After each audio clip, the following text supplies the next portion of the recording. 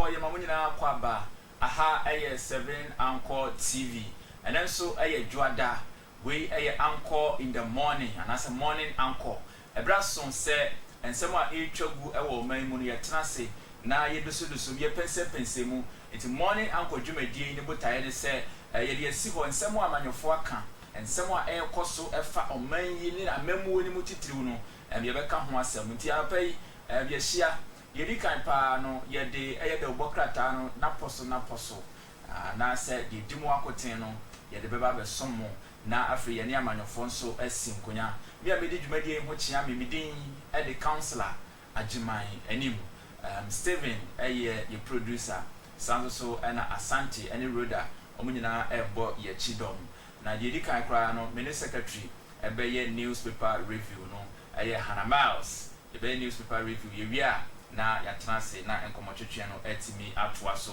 enti anopai kan ho na yenhwe ensemo a etwagu ewo oman Ghana any obi man so anopai akwakọ yese ya the US aba Ghana no pay nti ebem say na ye be ka brof ye bibi abe brof say broni na aba this month ye Ghana month na US so aba Ghana be front no ye kọ no US amamra na ye kọ no Ghana dia ye kọ ye die mu but ye de om de be hihye mu na abo anu so ohoho na nka ye gege no so na nti ye gege ne so nti na newspaper review ni na wo brof okay nti ni ehia say ye be ka no ye kase mu ni akana ye dia ye adwuma okay enti ye di kan the publisher the new publisher the Obokrata no okay and Queen Ababedru Ghana the vice president of the United States of America his excellency and her excellency Kamala Harris enti ye be start newspaper review no ewo potokasem Senior Hannah Miles eka ye no it's the new publisher na yanko the new publisher say Abena Kamala lands in Accra meets Akufo-Addo today blocks major roles NDC in pains suffers broken hearts over MP's betrayal the new publisher Berry Ladies Football Club enters partnership licensing cyber security professionals is critical. The Economic Times. Okay. Economic Times, Ghana's most read business publications. Government records 8.1% deficits by the end of 2022. Fitch upgrades Ghana's long-term local currency IDR from RD to CCC. New tax measures deepening tax burden of the few. Dr. Nachia. Okay. Intina say I call the Republic Press or say serving the Republic. So we move on to NDC in disarray as Mahama calls MPs traitor. And then USV promises investment in Africa. Dr. Mark Palm is dead. Oh, what a story. Dr. Mark Palm. Yeah. One of the coup plotters, alleged coup plotters, and compare coup d'etat. Number two, Akufo-Addo idea so say Omampeni. Okay. And so no key suspect and Kopako coup no na sabe. Okay, so Dr. Mark Palm is dead. And new tax bills will store up government revenue mobilization, Deputy Finance Minister. And then NADMO cautions public against floods of ahead of rainy season. And then Ghana's debt exchange at 57.7 billion cedis. And then we move to the finder. He said credibility. Okay, so when we move there, we said IMF tells external creditors to support Ghana. Government hopeful to securing the loan. And then we move to anger in NDC over approval of new ministers. Economy, food security, investment top Kamala Harris trip to Africa. the custodian. The custodian says fearless, fair, and reliable. MPP praises MPs for approval of ministers. You are all traitors, Fifi Kwete tells NDC MPs. More Thai firms partner Jospon Group for rice projects. Use Ramadan to pray for Ghana or Deneho urges Muslims. And Yan Soutium MCE. Stakeholders assess basic education. Okay. And the Inquisitor. The Inquisitor. Approval of ministers in parliament. Majority dribbles minority with super calculated tactics. Military belittle police on Ashaiman. Editorial NDC MP's dishonesty. It is absolutely stupid to blame Atoforcing. Coming up, marriage destroyer whom this manager gears up to contest for Adenta seats on MPP tickets. The Inquisitor to drop dirty details soon. Parliament petitioned over illegal stay of Ghana Revenue Authority boss. Okay, so we move to the new crusading guide. The new crusading guide. And it said, I will facilitate economic growth in Ghana. Kamala Harris. And then we have Kweku Enchibwesiakun, NDC, a word to the wise is enough. And then we go to more Thai companies join rice projects with and science MOU with just one group of companies. I think they are doing very well with their various aspects in production. Then we move to court drops interlocutory injunction filed against Hormones Construction. Then okay, we move to the Ghanaian publisher. The Ghanaian publisher. I said, I'm in Ghana to promote economic growth. Harris. ADB made managing director leads women's efforts in bank's success. And then we have disquiet in NDC as Akufo-Addo's nominees approved. Mahama describes rebel MPs as selfish and insensitive. Okay, so we have Minister Wostai rice investors, and then group rally support for foreign ministers Commonwealth job. Okay, so we move to the daily guide. The daily guide this morning says Kamala Harris lands in Ghana. Commission demarcates lands for Mai John Teshi Nungwa. NDC cries over minister's approval. Coup d'etat doctor is dead. 2 SC nominees finally approved. And then we move to the Ghanaian Times. The Ghanaian Times.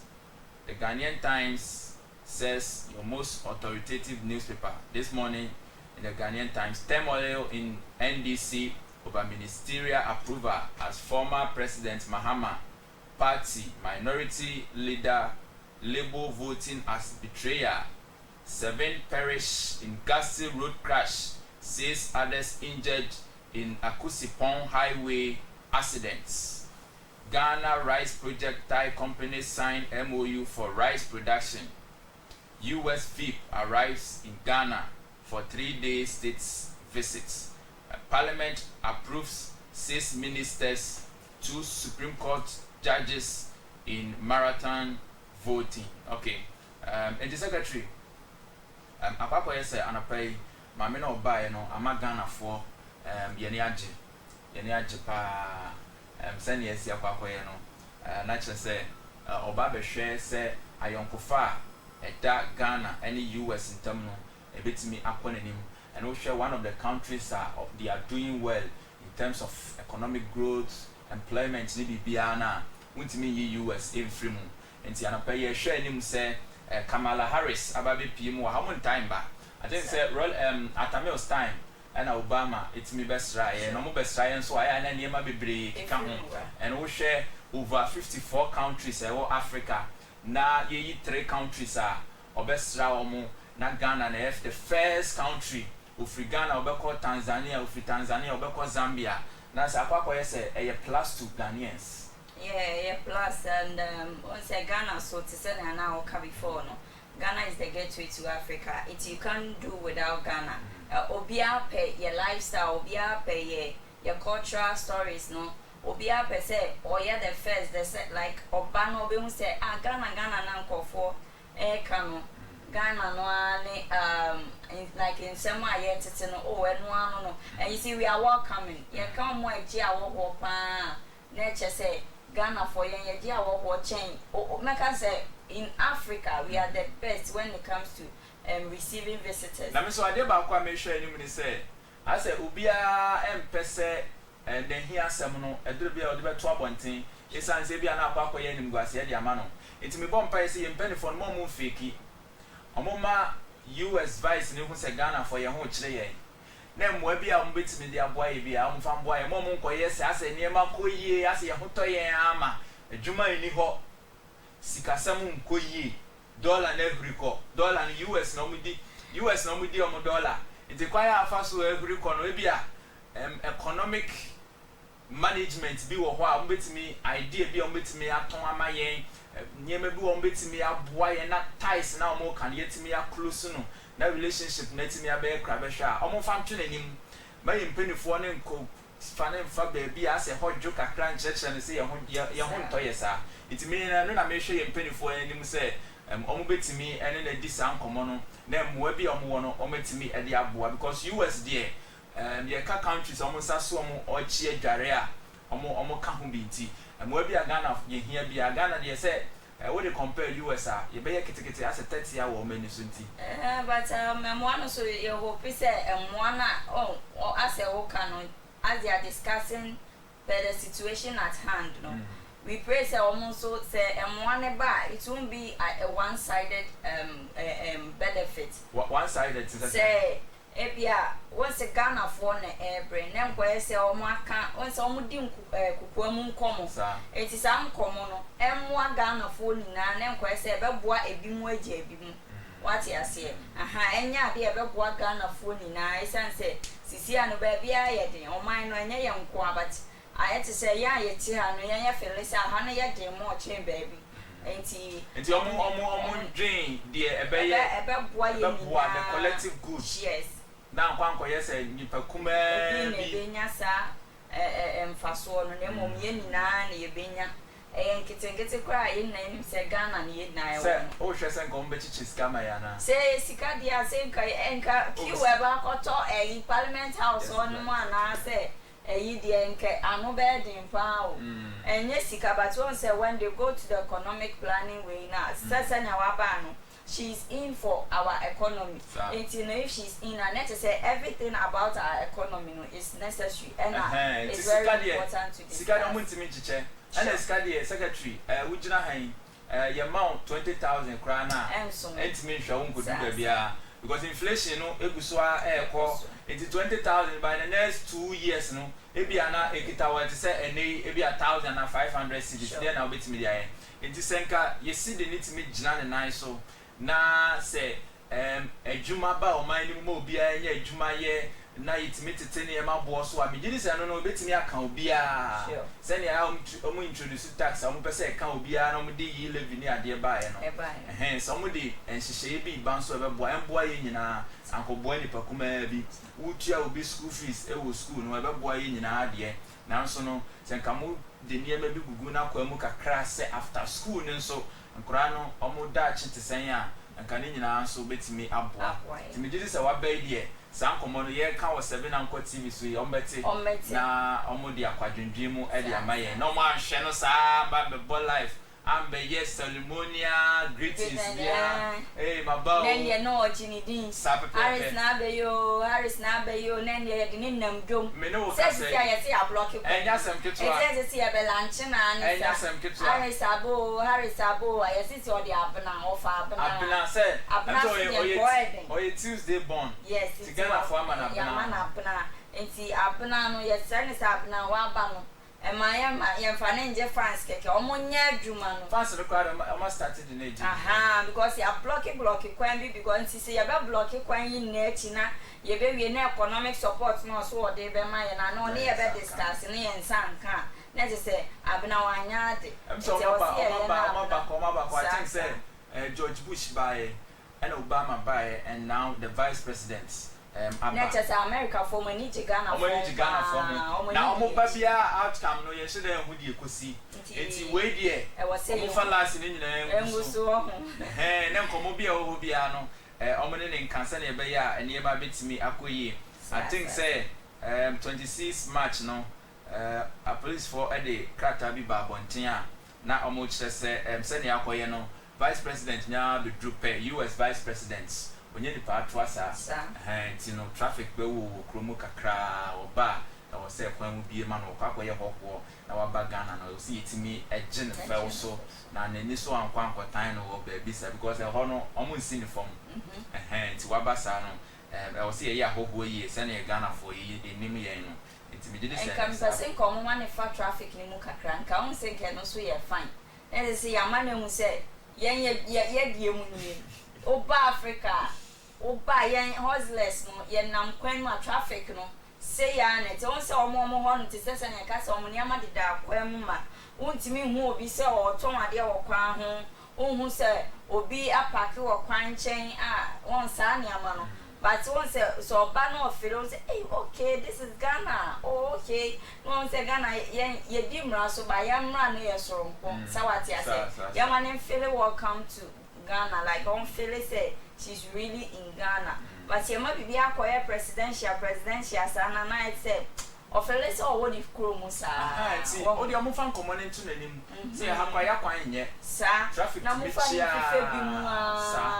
on Philly Ghana not to see as you have a cookie coast I mean so with you know slavery because Croa me so after Ghana crown Cape tourism ne unity no beko elimina okwakohwe Ghana ya bakwasam so kakra se ya bre if you chire ne ya bedru ha you ndru ba bia akra ntino so mo bia me de ho ne hia me because okwa na semfa so bia ba obesra ye no so ana se wa mba kra nke ye no nti omumani hu de ekọ wo de mo fa ne mfa ya obi mu se na wo ka se onko traffic on fele kakra omun kanchira no on fele ekono ya ka se ya omo visa we no so omo nye free na yes yentimi nko vacation ni ade no ho na se ye mu sa yonko fa na wo ho ene no mo ko je mo mabusia fo omo biem na ye nya visa we no sa visa lottery visa application form enye easy visa we no just enye easy magana no hu sa yonko fa na mpa economy no economically no they are helping us what you say because say your celebrity Ghana month so sure entinka I was a man Africa I was a man Gobe Ghana yes Gobe wachi benku fanti to because we are Ghana want to be the US and what's all money US obey ya le cry what's all the happen now na dia na Ghana sabe pepenti I was say omo man Gobe omo de Gobe Asian Gobe na common food that is food for the survivor and you know your mama say celebrity Ghana man if you go to Rome do what Romans do thank you and there was all mama san eba na eya akono no who say yeah she's really in Ghana we mama tell say bebre ni ba think Obama yere no or try watch and o pay and think away so abani amano Gobe ni aga change see Gobe no na ye just a master we plan for Ghana ha this is the most popular food in Ghana. No much say and any den kwa you to na boy you to no. Sir, na modern so wo. Sir. I think that would be a good idea. Omo man Gobe kakra wache so wo ho. So what I say benku eba. Ni nyina omo man bi no fele Ghana no. What I say. US buys no betime di Gobe. Oh. So mo di beans. Omo di beans. And omo di gari. Omo di gari. No mo nua. I saw the idea bisa social media for say US woman digarian. I was so be some because mean say odi beans. Minim say Nigeria for dig guy but US the minim so digari. Ebi omu de digaria. and you wait there to make it for reminder. Beans, the area on baby beans. Nagari, the woman. And here the fra, almost a combination of crying nice. One shot from the tonum crack. Aye, I'm not adapted your win. One once on my packet, no, the other. Ready to cook. Let's see, Yamana Quaban so. Yamana Quaba say, Edward will be drew ye now welcome ceremony. Nasan and G and Nanyasam Ketua, Omobo platform and Casaman. The first speech, a welcome address, no, or the two HRS say, what baby, Obesha say, Africa, and you may be Yano, yes, submit me account. Say Africa, you future pa in the next 30 years, no Africa, you be na or US crowns will be do baby no be here and more, yes, you be here more. It's a drew her Ghana for me a year need from Momo. So church the Musa, HRS say, Ampa, Hana Wabano, Neniaji. And the after 7 Anchor TV Sunye, we a morning anchor and I will go to our ocean. Yeah, the segment we ABC na yakwakofa discussion at the April and then you better say Yania Manufo Bible Church in Como NDC MPP na the air cosono almost so it's me about the church na ye was here or my and Timidin at the councillor at Jiman and him and a mouse and I would tell in can I need this paper no every one ye try and what but this year na yatna say yem commotion no atwaso e de amamo